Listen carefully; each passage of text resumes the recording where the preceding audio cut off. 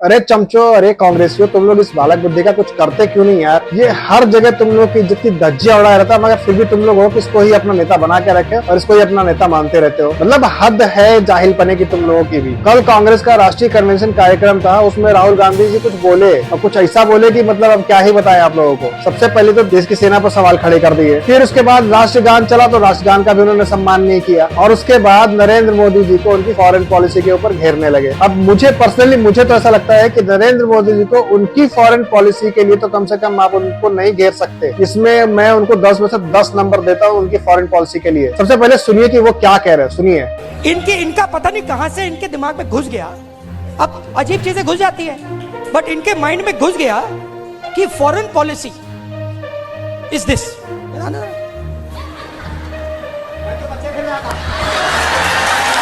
सुना आप लोगों ने इसका जाहिलपना। चलिए अब मैं इसको जवाब भी दे देता हूँ। बेटा, किसी भी देश की फॉरेन पॉलिसी का ना असली टेस्ट तब होता है जब किसी भी युद्ध के क्षेत्र में जब कोई भारतीय फंसा हो, विदेश में जब लड़ाई हो रही है और वहां पर कोई भारतीय फंसा हो और हमारी भारत की सरकार उसको सकुशल सुरक्षित वापस घर ले आए, इसको ही बढ़िया बेस्ट फॉरेन पॉलिसी बोला जाता है। उदाहरण देता हूँ, बहुत सारे उदाहरण है मेरे पास, सुनिए पहले उदाहरण। 2014 में ही जब नरेंद्र मोदी सरकार नई बनी थी, उस समय इराक में ISIS के कब्जे वाले इलाके से 46 भारतीय नर्सों को सुरक्षित भारत लेकर आया गया था। फिर 2015 में यमन में गृह युद्ध हो रहा था, वहां पर ऑपरेशन राहत चलाया गया और उसमें 4000 से ज्यादा भारतीय नागरिकों को सुरक्षित घर लेकर आए थे। फिर 2015 का नेपाल में जो विनाशकारी भूकंप आया था वो सबको याद होगा। उस भूकंप के टाइम पे ऑपरेशन मैत्री चलाया गया और उसके जरिए से बहुत सारे भारतीयों को और बहुत सारे नेपालियों को भी बचाया गया था। 2016 में साउथ सूडान में गृह युद्ध हो रहा था, ऑपरेशन संकट मोचन चलाया गया और बहुत सारे भारतीय नागरिकों को वापस घर लेकर आए थे। फिर से 2018 में यमन में साइक्लोन आ गया था और उस समय भी ऑपरेशन चला के भारतीयों को वापस लेकर आया गया था। फिर आजा 2020 में कोरोना की वजह से पूरी दुनिया में लॉकडाउन लगा था, उस समय भारत ने वंदे भारत मिशन और ऑपरेशन समुद्र सेतु कराया, बहुत सारे देशों में फंसे भारतीयों को फिर से वापस लेकर आए थे। 2021 में अफगानिस्तान में तालिबान के कब्जे से ऑपरेशन देवी शक्ति चलाया गया और भारतीय नागरिकों को वापस इंडिया लेकर आए। फिर 2022 में रशिया यूक्रेन वॉर के दौरान ऑपरेशन गंगा चलाया गया और लगभग 22,000 से ज्यादा लोगों को वापस लेकर आया गया वापस। 2023 में फिर से सूडान में गृह युद्ध के दौरान ऑपरेशन कावेरी के जरिए हजारों भारतीयों को वापस निकाला गया था। उसके बाद इजराइल में युद्ध शुरू हो गया और ऑपरेशन अजय चलाया गया और बहुत सारे भारतीयों को इजराइल से वापस लेकर आया गया। और सबसे लेटेस्ट में तो अभी 2025 में इजराइल ईरान का जो वॉर चालू हुआ, उसमें ऑपरेशन सिंधु चला के बहुत सारे भारतीय छात्रों को वापस लेकर आया गया। और एक बात और बता दें कि फॉरेन पॉलिसी का मतलब यही नहीं होता कि संकट के समय अपने नागरिकों को सुरक्षित वापस ले आओ। फॉरेन पॉलिसी का मतलब ये भी होता है कि उस फॉरेन पॉलिसी की वजह से देश में कितना निवेश आया, कितना इन्वेस्टमेंट आया। 2014-15 से लेके अब तक 843 बिलियन डॉलर का निवेश इन्वेस्टमेंट भारत के अंदर आ चुका है, जो पिछले 12 सालों की तुलना में 169% ज्यादा है। और एक बात और याद दिला दे आप लोगों को कि 2019 में जब भारतीय सेना ने एयर स्ट्राइक की थी पाकिस्तान के ऊपर, उस समय विंग कमांडर अभिनंदन गलती से पाकिस्तान चले गए थे और वो पाकिस्तानी सेना के हिरासत में थे, मगर उनको भी पाकिस्तानी सेना ने और पाकिस्तानी प्रधानमंत्री ने डर की वजह से वापस किया। और अब जरा राहुल गांधी की रिमोट कंट्रोल वाली सरकार की फॉरेन पॉलिसी भी बता देते हैं आप लोगों को। आप लोगों को सरबजीत सिंह तो बहुत अच्छे से याद होंगे, 2013 में उनको पाकिस्तान में फांसी दे दी गई थी और ये सरकार नाक रगड़ती रहेगी मगर सरबजीत सिंह को वापस नहीं लेके आ पाई। और एक तरफ नरेंद्र मोदी सरकार है जो लाखों भारतीयों को युद्ध की सिचुएशन से